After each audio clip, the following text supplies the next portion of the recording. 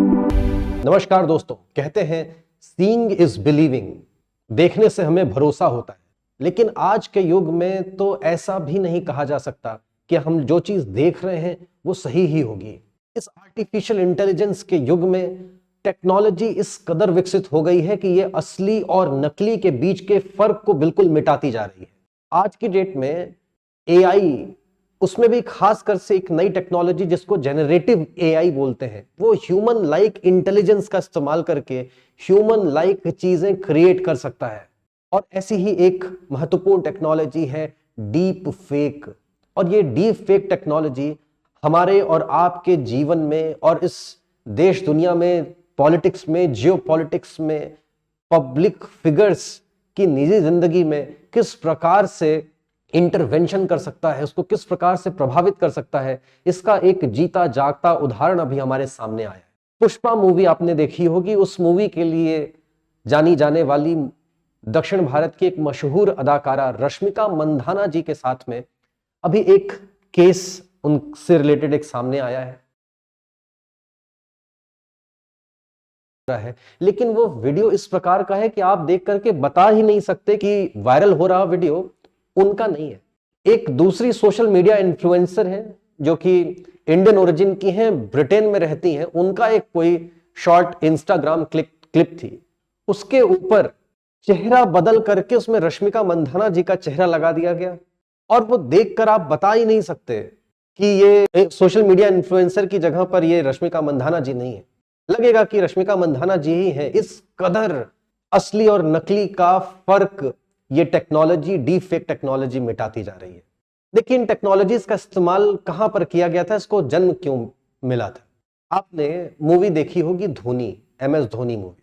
उस मूवी में आपने देखा होगा कि जब MS धोनी बच्चे हैं, मतलब कम उम्र के हैं, किशोर अवस्था में है, उस समय उनको एक ऐसी बॉडी फिजिक की जरूरत थी जो कि किशोर अवस्था की लगे, तो किसी दूसरे क्रिकेटर को खेलते हुए दिखाया गया और उसके ऊपर में चेहरा लगा दिया गया उस मूवी में MS धोनी का किरदार प्ले कर रहे सुशांत सिंह राठौर जी का। इसी प्रकार से आपने कई और दूसरी मूवीज देखी होंगी जिसमें बहुत ही ज्यादा कोई critical complex action scene perform करना होता है जो कि हमारे जो नॉर्मल एक्टर्स हैं वो नहीं परफॉर्म कर सकते, तो उनकी जगह पर स्टंटमैन्स का इस्तेमाल किया जाता है। अब ये स्टंटमैन्स जब स्टंट परफॉर्म कर लेते हैं तो बाद में उनका चेहरा बदल करके जो एक्टर है मूवी का उसका चेहरा लगा दिया जाता है। इस टेक्नोलॉजी का विकास इस चीज के लिए किया गया था।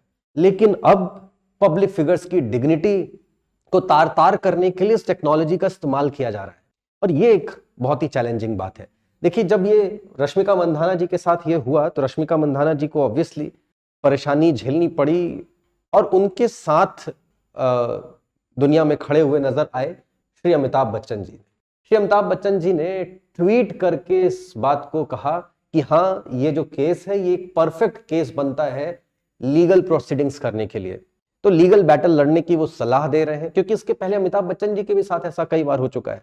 अमिताभ बच्चन जी की आवाज आर्टिफिशियली क्रिएट करके और उस आवाज से अमिताभ बच्चन जी की आवाज का इस्तेमाल करते हुए कुछ अभद्र टिप्पणियों वाली कोई एक एंटरटेनमेंट कसट लॉन्च की गई थी जिसका लोगों के ऊपर में बुरा असर पड़ रहा था। तो अमिताभ बच्चन जी को लगा कि मैं एक दुनिया में मशहूर व्यक्ति हूं, अगर मेरी आवाज का इस्तेमाल करके इस प्रकार की चीजें, इस प्रकार के वल्गर कंटेंट्स प्रोड्यूस किए जाएंगे तो लोगों के ऊपर में बुरा असर पड़ सकता है, क्योंकि दुनिया को इन्फ्लुएंस करने की मेरी पावर बहुत है। तो उन्होंने इसके खिलाफ में लीगल बैटल लड़ा और फाइनली वो जीते भी। लेकिन ऐसे कितनी लीगल बैटल्स हो सकती हैं, कहां पर कौन लड़ सकता है। देखिए, टेक्नोलॉजी कितनी खतरनाक है, किस प्रकार से ये वेपनाइज कर सकती है दुनिया को, इसका मैं आपको एग्जाम्पल बताऊं। एक एक करके बताना शुरू करता हूं। सबसे पहला एग्जाम्पल आता है कतर के फाइनेंस मिनिस्टर जी का। होता क्या है, याद होगा आपको कि बीच में कतर और सऊदी अरेबिया के बीच के रिलेशनशिप काफी खराब हो गए थे, क्योंकि कतर की नजदीकियां ईरान के साथ में बढ़ रही थी। तो कतर की ईरान से नजदीकियों बढ़ता देख सऊदी अरेबिया ने अपने टाइज खत्म करने की वार्निंग दी कतर को।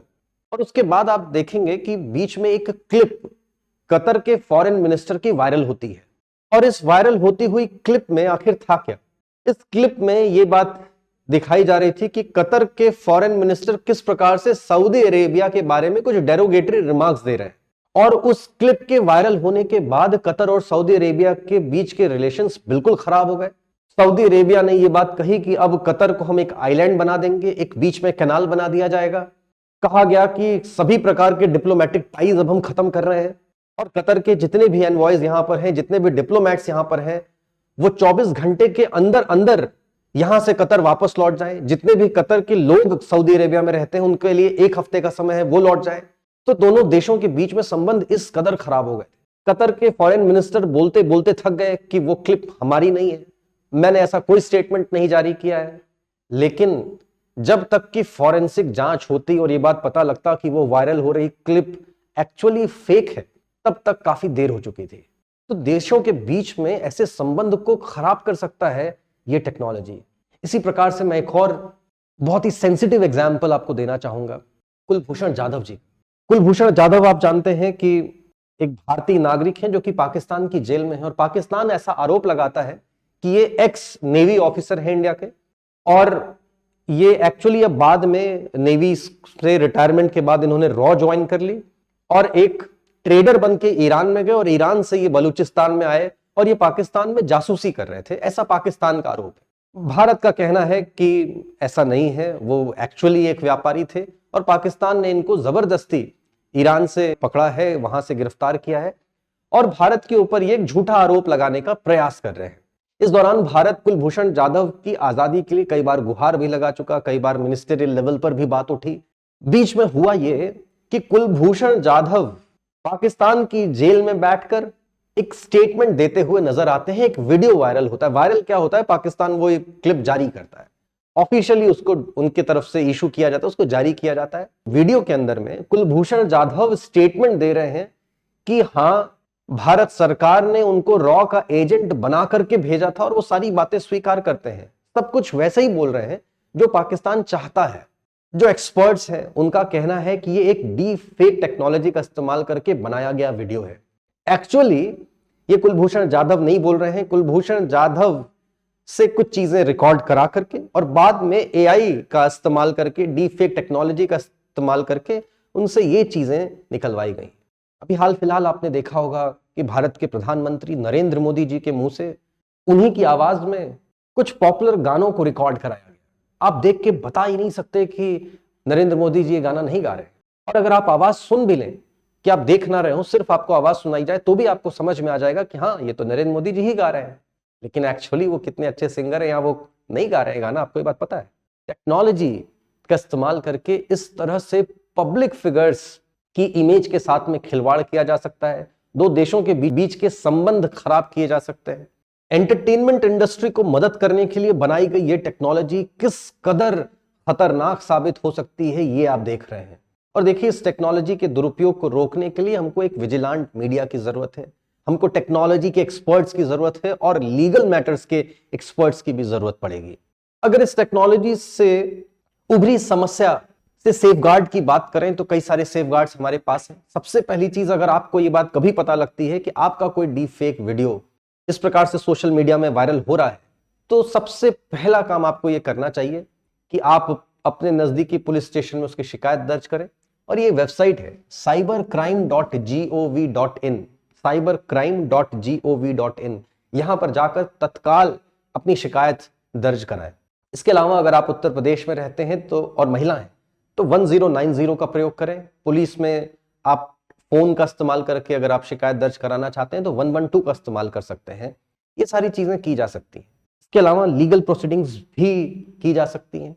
देखिए, ऐसी ही चीज जब एक बार अमिताभ बच्चन जी के साथ में हुई थी, जैसा कि मैंने आपको पहले बताया, तब अमिताभ बच्चन जी ने दिल्ली हाई कोर्ट में इस प्रकार से एक लीगल प्रोसीडिंग्स का सामना किया था, और तब वहां पर फैसला अमिताभ बच्चन जी के फेवर में आया था, और ये बात कही गई थी कि बिना उनकी परमिशन के उनकी इमेज, उनकी वॉइस, उनका नाम प्रयोग नहीं किया जा सकता। ये डिसीजन तो अमिताभ बच्चन जी के लिए आया था, लेकिन ये एक एग्जाम्पल बन गया तमाम सारे पब्लिक फिगर्स के लिए।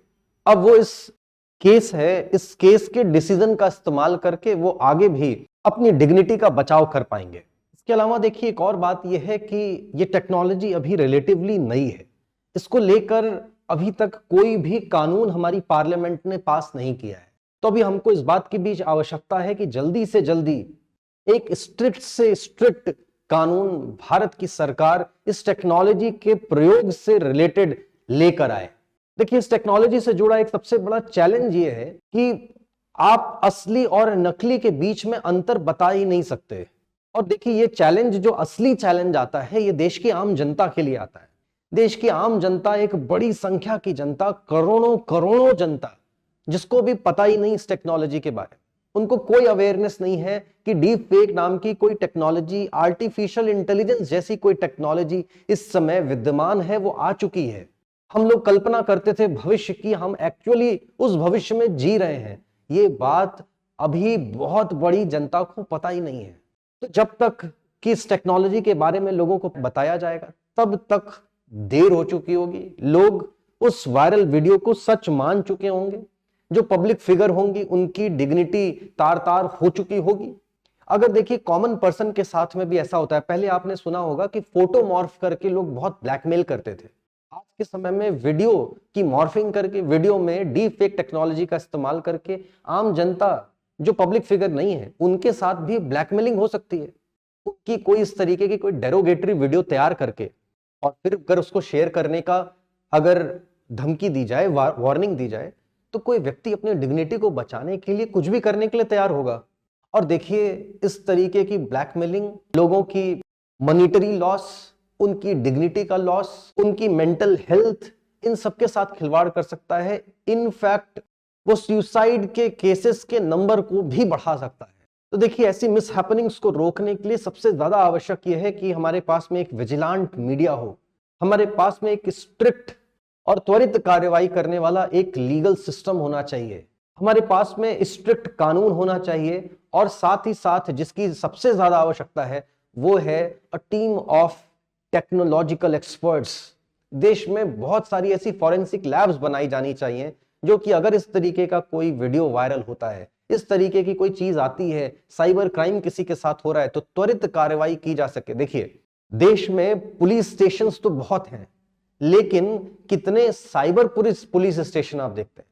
अगर दुनिया बदल रही है तो क्राइम का नेचर भी तो बदल रहा है, और अगर क्राइम का नेचर बदल रहा है तो ऐसे में हमको उनसे बचाव के लिए निश्चित तौर पर ऐसे पुलिस थानों की जरूरत है जो कि टेक्नोलॉजी से लैस हो, वहां पर टेक्निकल एक्सपर्ट्स बैठते हो। देखिए, किसी आम जनता के साथ में अगर ऐसी कोई घटना होती है तो सबसे ज्यादा आवश्यक यह है कि सबसे पहले तो आप इस घटना को सूचित करें 112 पर, 1090 पर, या फिर cybercrime.gov.in पर। और सबसे ज्यादा जरूरी है कि अपनी फैमिली को जरूर कॉन्फिडेंस मिले, उनको सूचित करें। फैमिली का सपोर्ट ऐसे केसेस में सबसे ज्यादा आवश्यक है।